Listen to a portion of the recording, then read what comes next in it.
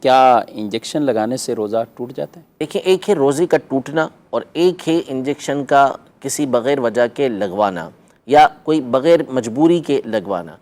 مسئلہ یہ ہے شرعی اعتبار سے جو جمہور علماء اہل سنت کا فتویٰ ہے وہ یہ ہے کہ انجیکشن لگانے سے روزہ نہیں ٹوٹتا، چاہے یہ انجیکشن آپ گوشت کے اندر لگوائیں، چاہے یہ انجیکشن آپ نس کے اندر لگوائیں،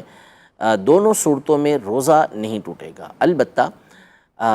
اگر کوئی طاقت کا انجیکشن لگواتا ہے بغیر کسی وجہ کے تو ظاہر کوئی لگوائے گا نہیں، طاقت کا انجیکشن بعض اوقات لگواتے ہیں، تو یہ جو طاقت کا انجیکشن لگوا رہے ہیں بغیر کسی وجہ کے، تو ایسا کرنا بہرحال یہ ناپسندیدہ کام ہے،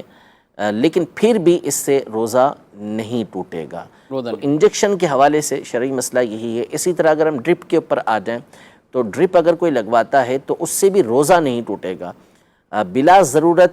یعنی جہاں پر انتہا درجے کی ضرورت نہ ہو اس کے بغیر لگوانا مناسب نہیں ہے، لیکن چونکہ روزہ ٹوٹنے کے جو طریقہ کار شریعت نے مقرر کیے ہیں اس کے مطابق ڈرپ لگوانے سے غذا جو ہوتی ہے وہ جسم میں، معدے میں اس انداز میں نہیں پہنچتی جس سے روزہ ٹوٹتا ہے، تو لہذا